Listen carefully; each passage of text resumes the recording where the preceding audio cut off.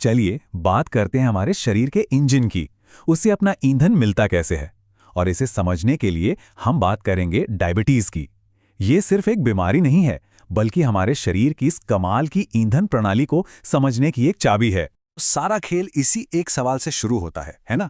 कि जो खाना हम खाते हैं वो आखिर एनर्जी में बदलता कैसे है।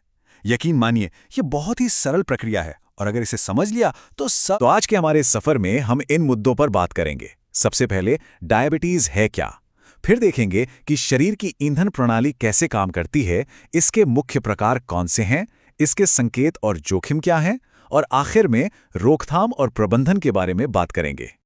तो चलिए शुरू करते हैं। सबसे पहले ये समझते हैं कि आखिर ये डायबिटीज है क्या और समस्या कहाँ है। देखिए, किताबी भाषा में तो ये डायबिटीज की परिभाषा है, लेकिन अगर आसान शब्दों में समझें तो ये एक ऐसी हालत है जब हमारा शरीर खाने से मिलने वाली शुगर को ठीक से संभाल नहीं पाता और नतीजा खून में शुगर का लेवल बहुत ज्यादा बढ़ जाता है। इसी को कहते हैं हाइपरग्लाइसीमिया। अब इस प्रॉब्लम को ठीक से समझने के लिए पहले ये देखना जरूरी है कि जब सब कुछ ठीक होता है तब यह सिस्टम काम कैसे करता है। इसे समझने का सबसे अच्छा तरीका है चाबी और ताला वाली मिसाल। सोचिए, जब हम खाना खाते हैं, खासकर कार्ब्स, तो वो ग्लूकोज में बदल जाता है, मतलब हमारे शरीर का ईंधन। अब हमारा पैंक्रियास यानी अग्न्याशय इंसुलिन नाम की एक चाबी बनाता है। ये इंसुलिन चाबी हमारे शरीर की कोशिकाओं यानी सेल्स के ताले को खोलती है ताकि ग्लूकोज अंदर जा सके और हमें एनर्जी मिल सके। एक हेल्दी शरीर में ये पूरा प्रोसेस एकदम मक्खन की तरह चलता है। डायबिटीज में बस यहीं पर गड़बड़ हो जाती है।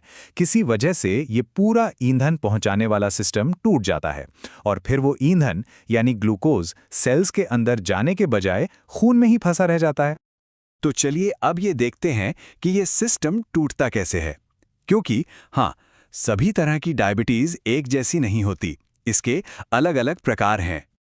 और ये जानना बहुत ज़रूरी है कि डायबिटीज़ के ज़्यादातर मामले, मतलब लगभग 80% टाइप 2 डायबिटीज़ के होते हैं। तो अपनी चाबी और ताला वाली बात पर वापस आते हैं। टाइप 1 डायबिटीज़ में प्रॉब्लम ये है कि शरीर चाबी यानी इंसुलिन बनाता ही नहीं है। ये एक ऑटो इम्यून कंडीशन है। वहीं टाइप 2 में क्या होता है, शरीर चाबी तो बनाता है लेकिन सेल्स का ताला खराब हो जाता है, या कह सकते हैं कि ज़िद्दी हो जाता है। वो चाबी के लिए ठीक से खुलता ही नहीं। अच्छा, एक और प्रकार का भी जिक्र कर लेते हैं, जेस्टेशनल डायबिटीज़। ये प्रेगनेंसी के दौरान होता है और इससे बाद में माँ और बच्चे दोनों को टाइप 2 डायबिटीज़ का खतरा बढ़ जाता है। तो अब सवाल ये उठता है कि जब इतनी सारी शुगर खून में ही रह जाती है तो होता क्या है।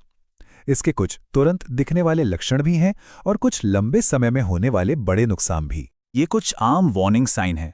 देखिए, जब खून में ग्लूकोज बहुत ज़्यादा हो जाता है तो शरीर उसे पेशाब के रास्ते बाहर निकालने की कोशिश करता है। इसी वजह से बार बार पेशाब आता है और बहुत ज़्यादा प्यास लगती है, और क्योंकि सेल्स को तो एनर्जी मिल ही नहीं रही तो थकान महसूस होना भी लाजमी है।